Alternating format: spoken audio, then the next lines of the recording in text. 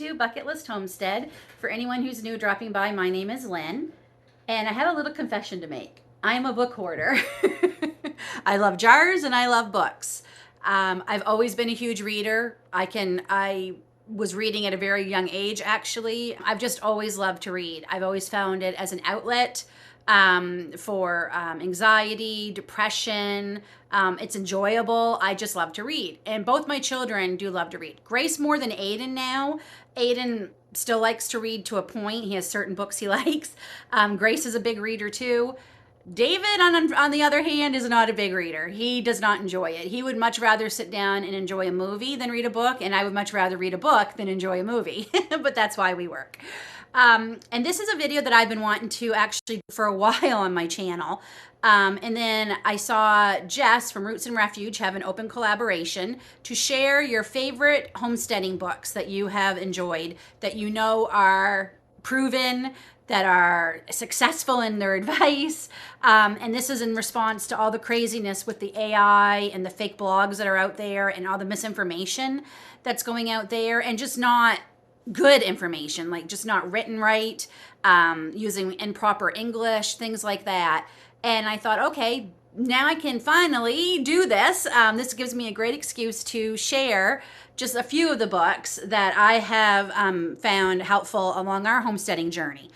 I have a lot. It was very hard. I was only going to try and stick to 3. Sorry, Lily's right beside me and she's trying to get comfortable. I was trying to only stick to like 3 or 4.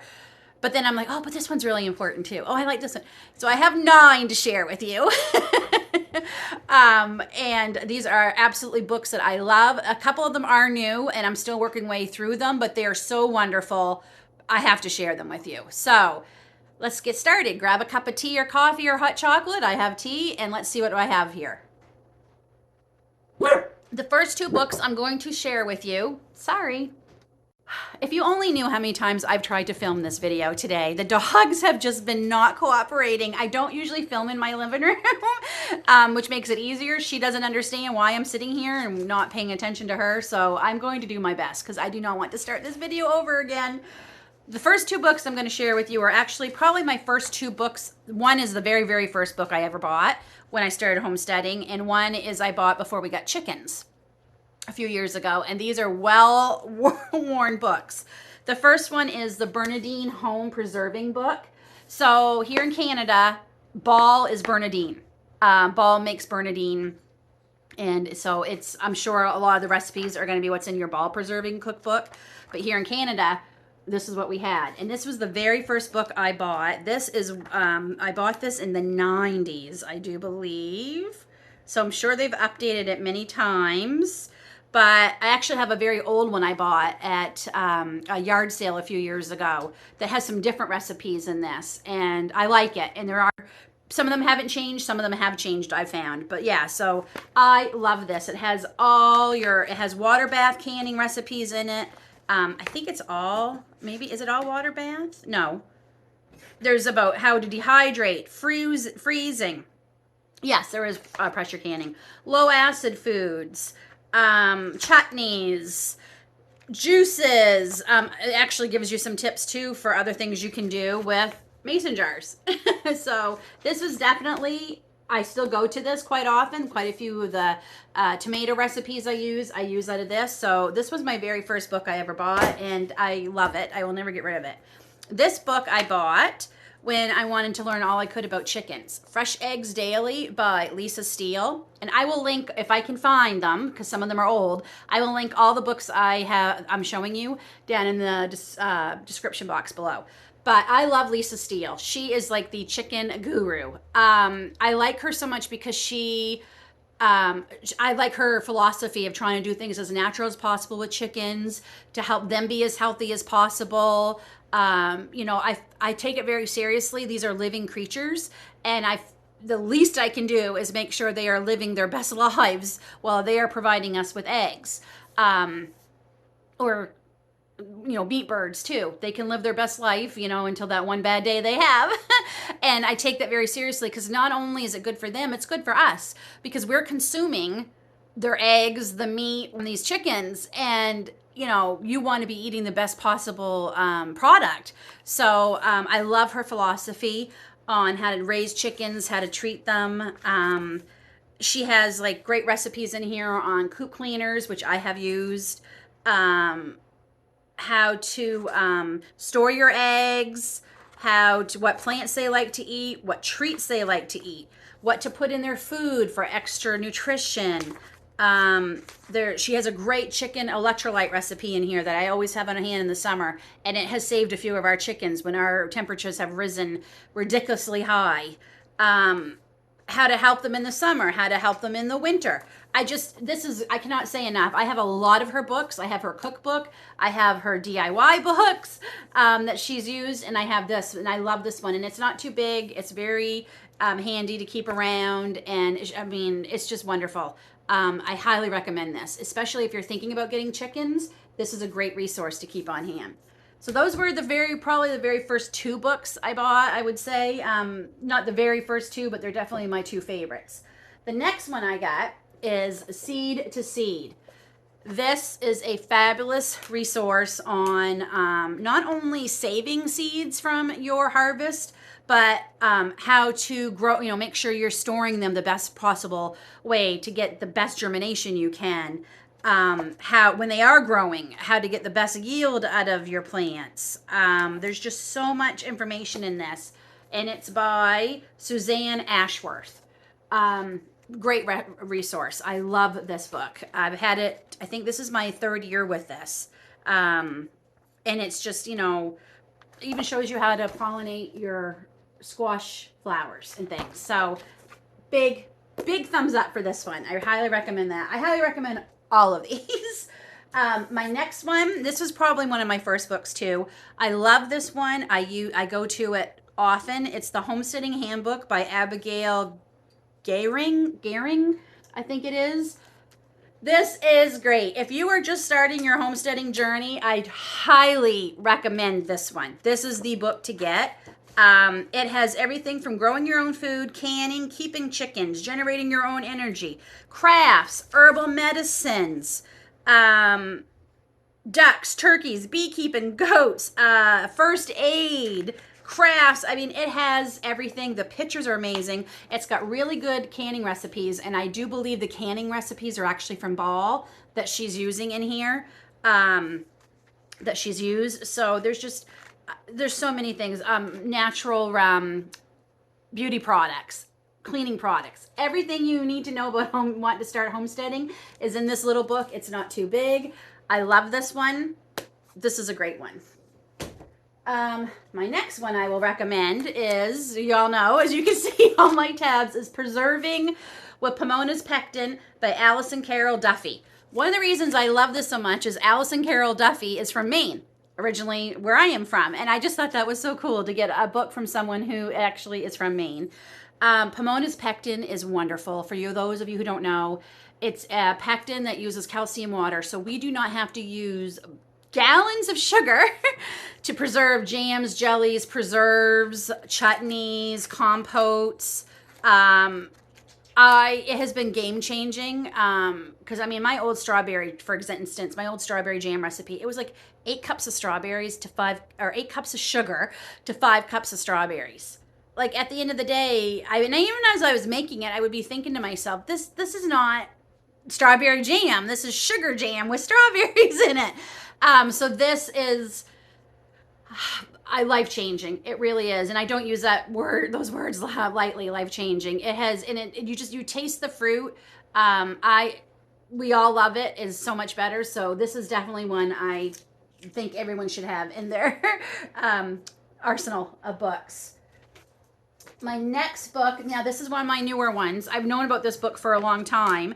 And I don't know if you all know, but I actually went to school for a holistic nutritionist. I got it was a 2-year program. I got over a year into it, and unfortunately my cancer returned, and things just kind of went downhill, and I couldn't keep up with it, and I asked for an extension, and they were willing to give me one, but for a lot more money, and it just turned into kind of like didn't feel right, so I ended up stopping. but I kept some of their books, absolutely. And this was actually one of the books that was recommended in our course during the time. I had to pick between which ones I wanted to really use and not. So I didn't get it at the time, but I've since gotten it. And I'm sure you've seen this in a lot of homesteaders' libraries. Nourishing Traditions, the cookbook that challenges politically correct nutrition and the diet dictocrats.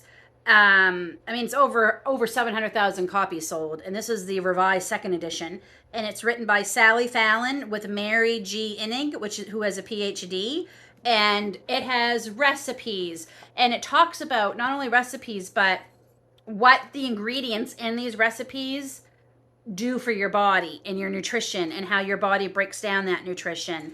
And I'm still looking through it, but I can already say I love it. And I plan on doing a whole week's worth of recipes from this coming up that I'll be filming, and we're going to try them all. There's so many good ones in here. I mean, they even have snack. They have things for kids for all ages snacks, gourmet desserts, feeding babies, everything. Like, it's a big book, but it's a really, you're going to probably see this in a few people's videos, but there's a reason for it. So this is definitely one to add to your library. My next two are definitely herbal books. One I've read through quite a bit. Another one is a new one, but I want to share them both with you. So Rosemary Gladstar, if you're into any kind of herbal medicines or tonics or medicinal herbs, you might know already of Rosemary Gladstar. She's kind of a rock star in the field of herbal medicine. This is the beginner's guide. She shows you, she teaches you the characteristics in nature of 33 different herbal plants, how to grow them, how to use them. She has recipes in here, everything from about chickweed to sage to ginger, cayenne. I use a few of her recipes to make my chamomile oil, my, excuse me, the word just went out of my head. What is lavender oil and my calendula oil. There's my favorite, chamomile. The pictures in here are beautiful. So add that one to your library. This is a new one. I am loving this. This is my goal through the winter to get through the rest of this. And she also, this lady, Juliette Blankspore, the Healing Garden. This book has been wonderful. The pictures in it are, let me see if I can find some, are spectacular. I mean, that's just a little picture, but she has lots of pictures in here, and recipes. And the great thing is when I bought this, I don't know if it's still on, but if you bought this and then went to her website and put in your, if you bought it through Amazon and put your Amazon customer code for this book into her link, you get a few free herbal workshops that she puts on. That came with it. I don't know if that's still going or not. I will check, and if it is, I will leave it down in the description box below. So that was one of the reasons I wanted to get it. My friend Tanya from Nightfall Homestead highly recommends her. She's been taking quite a few of her courses. I hope to take some of her courses through the winter. That was one of my goals, and especially the free ones and a couple of the paid ones is what I'm hoping to do. So this is another one to add to your library. It's a beautiful book too. It looks beautiful on my coffee table. So those two definitely herbal. And we're down to the last two. So David, or I should say more me than David, but I really wanted to get into beekeeping. We go through a lot of honey in this house. I love honey. And I don't mind supporting my neighbors who grow it, but it certainly would be, I would just love to be able to grow my own and harvest my own honey. And I've taken a couple courses. I've reached out to beekeepers, picked their brains. They're a wonderful community to ask any questions. We've decided, because we are not staying in this area that we're in this home we'll be moving, we've decided to kind of put that off just for a little bit, but it doesn't mean I'm going to stop learning everything I can. So when we finally do it, I feel a little bit more comfortable doing it. So, and just, just to do it for another 2 or 3 years here, then what do I do with all the bees? I'm not traveling 13 hours with bees in my vehicle. That's not going to happen. So anyway, I'm going to learn everything I can. And this book by Kim Flodum, The Backyard Beekeeper, is fabulous. It is written for people like me who know nothing about keeping bees. She uses very, simple language. I mean, it's information for urban bees and beekeepers. And it's everything about how to use your smoker right, pest management, how to set it up, what you should start with. I mean, everything is in here. So definitely, if you're thinking about keeping bees, Backyard Beekeeper by Kim Floatham should be in your library. My last book I'm going to share with you, again, I got this last year. And if you are new here, you might not know this, but all my returning subscribers know I love tea. We don't drink coffee in this house. Actually, neither Dave and I don't drink it. The kids don't drink it. We drink teas and we drink hot chocolate in the winter. And we love tea. And I love growing my own herbs for teas. One of my favorites right now is my chamomile, and I dehydrated strawberry tops. Left a little bit more of the strawberry on than I would.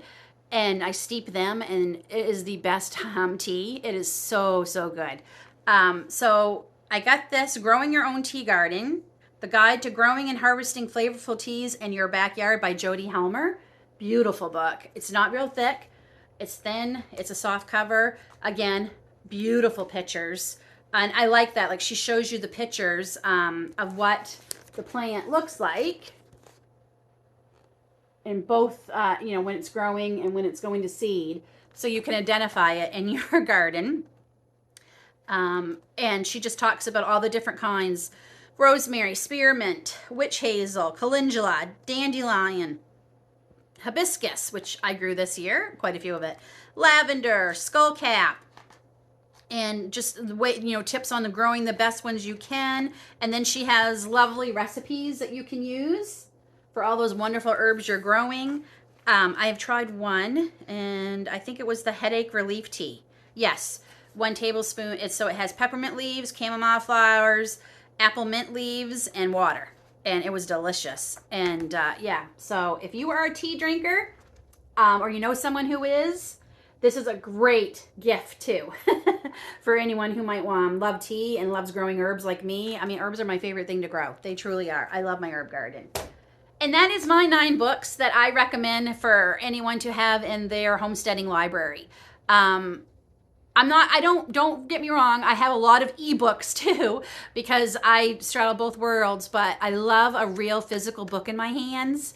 And if something happens to the internet or whatnot, you're not going to be able to just scroll on over to Google or whoever and look it up. But if you have this in your library, a physical copy, you will never, have to worry about not having power or the internet. Even recipes I find online, I print them off right away, even if I don't like them. If I don't like them, then I get rid of them. But if I like them, I have a binder, I keep them in. Hard copies are never going to go away as far as I'm concerned. Cookbooks, homesteading books, they'll never go away as far as I'm concerned. But I do like my ebooks, especially when I can't sleep and I need something to read. It's right there handy. So thank you to Jess from Roots and Refuge Farm for opening up this as an open collab. It's been wonderful watching everybody else's videos who are putting out knowledgeable books that they know for sure are good references to have in your libraries. And I hope you check them all out if you search the hashtag. So there actually isn't a hashtag, but if you look up reliable homesteading books and information, that's kind of what everybody is using. I'm going to use hashtag Roots and Refuge Farm because she asked us to, for one, which is fine. So you can certainly look it up. And I know she's putting a playlist together of everybody. So yeah, it's nice to have books that aren't written by AI. And I know for sure the 9 I shared with you were written by real human beings, not AI. So if you like this video, please give me a thumbs up. And if you haven't subscribed, please hit that subscribe button. And if the spirit moves you and you want to help my channel grow, the easiest, quickest way, and it doesn't cost you a thing, is to share my videos and channel with your friends and family on your social media. It's appreciated much more than I can ever truly explain, to you all. Thank you so much. Until then, take care, God bless, and we'll see you all soon. And happy reading.